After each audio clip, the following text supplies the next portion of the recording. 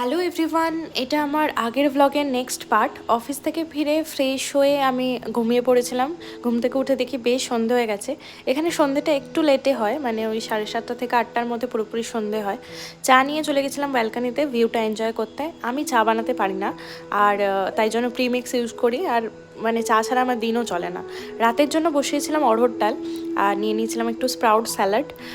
অড়হর ডালটা এখানে খুবই সবাই খায়, মানে মুসুর ডালের থেকে বেশি, তাই জন্য ভাবলাম বানিয়ে দেখি। বেশ ভালো লাগলো, আমি প্রথমবারই বানালাম।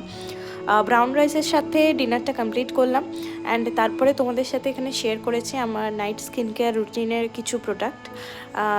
এই পিক্সির এই গ্লো টনিকটা আমি 2021 থেকে ইউজ করি, অ্যান্ড খুবই ভালো। আর রিসেন্টলি আমি এই কামা আয়ুর্বেদার যে ময়শ্চারাইজারটা এটা ইউজ করছি, খুব ভালো এটা। চলো তাহলে এইভাবেই দিনটা কাটালাম। দেখা হচ্ছে নেক্সট ব্লগে। Till then tata.